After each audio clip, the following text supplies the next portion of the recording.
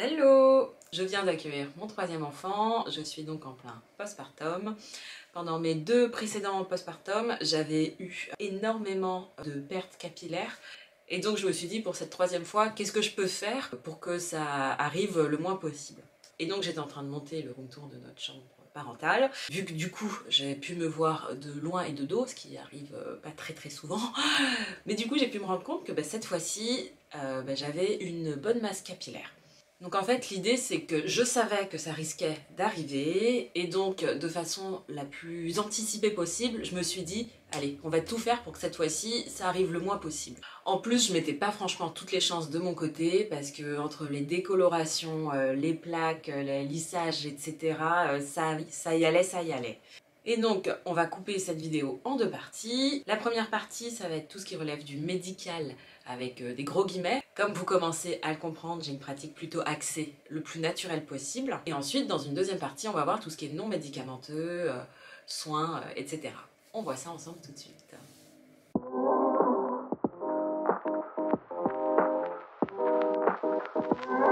Donc le plus important dans tout ça, c'est de donner aux cheveux ce dont il a besoin, la base en quelque sorte. Et plus on va anticiper, plus on va être efficace. Car ça va être des processus qui peuvent mettre du temps.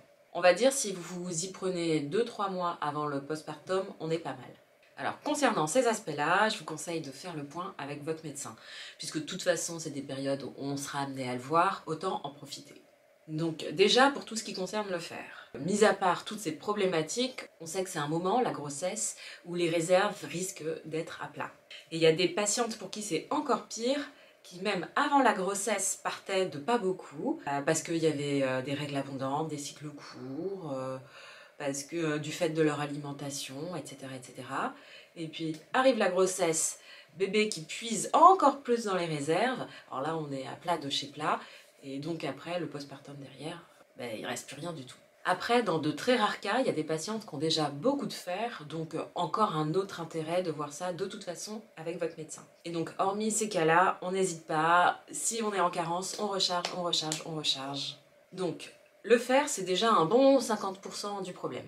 À côté de ça, il va y avoir des vitamines qui vont être intéressantes dans ce contexte, comme la vitamine B9, qu'on appelle aussi l'acide folique. Ça, très souvent, on a eu une supplémentation en début de grossesse, mais dans certains cas, il y a eu des loupés, pour des grossesses qu'on ne découvre pas tout de suite, par exemple. Donc ça va être aussi un point intéressant à vérifier. Et une autre notion intéressante que vous allez pouvoir aborder, c'est la vitamine B12, qui va avoir aussi son importance dans tous ces aspects capillaires. Autre point à voir avec votre médecin, c'est tout ce qui va concerner la thyroïde. La thyroïde chez la femme, c'est déjà fréquent de base, et ça va l'être encore plus avec la grossesse, qui représente une période où hormonalement ça peut complètement être chamboulé. Et la thyroïde, un problème de thyroïde va avoir de grosses répercussions sur le cheveu. Et donc ça, c'est tout ce qui relevait, entre guillemets, du médical. Et ensuite, il va y avoir différents aspects non médicamenteux. Hello! Je suis en train de faire le montage de la vidéo et je me rends compte que j'ai complètement oublié de vous parler d'une des notions les plus importantes concernant ces sujets-là, c'est d'essayer d'utiliser des shampoings sans sulfate. Alors, qu'est-ce que c'est? Ça, c'est des sujets qui n'étaient pas bien connus depuis très longtemps et dont on parle de plus en plus. Il y a de plus en plus d'articles sur le sujet. Les sulfates, c'est un composé qu'on va retrouver dans les shampoings qui vont permettre de mousser. Et dans l'imaginaire collectif, quand ça mousse, c'est que ça permet de bien laver, ça permet d'être plus propre. Mais en fait, non, il n'y a aucune corrélation, donc il n'y a pas besoin de bien mousser pour bien laver.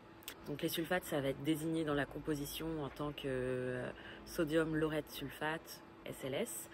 Le problème des sulfates, c'est que ça abîme énormément le cheveu. Donc voilà, pour résumer, on essaye d'éviter les shampoings qui en contiennent pour éviter d'abîmer ses cheveux. Et en plus, on l'a vu, les sulfates, concrètement, ça sert pas à grand chose. Déjà, le plus logique, vous savez probablement que ce soit la peau ou les cheveux, on a tendance pendant la grossesse à être complètement desséchés à ce niveau-là. Donc du soin, on y va. Ensuite, c'est logique aussi, on évite de les maltraiter, donc chaleur, plaques, etc. Alors moi, j'essaye de le faire un peu moins. Ce que j'essaye de faire aussi, concernant le sèche-cheveux, j'enlève juste le surplus d'eau parce que je trouve pas ça très agréable et ensuite je laisse sécher à l'air libre. Une autre chose intéressante à mettre en place pour tout ce qui va concerner le séchage, ça va être d'utiliser la fonction air froid. Ça peut sécher aussi, ça peut permettre de sécher aussi et surtout ça va être intéressant, d'ailleurs les coiffeurs le font souvent parce que ça va permettre de refermer l'écaille et du coup on va avoir un cheveu qui va être moins fragilisé. Donc moi je commence par sécher à l'air chaud pour enlever le trop plein, je le fais très peu de temps et puis après je continue à l'air froid. Dans la même vibe, on va aussi avoir la notion de se rincer les cheveux à l'eau froide, dans la mesure où vous tolérez la chose. Et pareil, ça va permettre de bien refermer les écailles et bien renforcer le cheveu. Alors ça, c'était des choses qui sont plutôt connues. Là, on va aborder des choses qui sont moins connues, en tout cas que moi je connaissais pas, que je mettais pas en place avant cette grossesse-ci. Donc du coup, je me suis dit, pourquoi pas vous les partager également. Déjà, le premier point, ça va être d'éviter de se démêler les cheveux quand il est humide. Parce que c'est un moment où il va être plus fragile et donc on risque plus de le casser. Et donc, moi ce que je fais, c'est que je les démêle avant de faire le shampoing.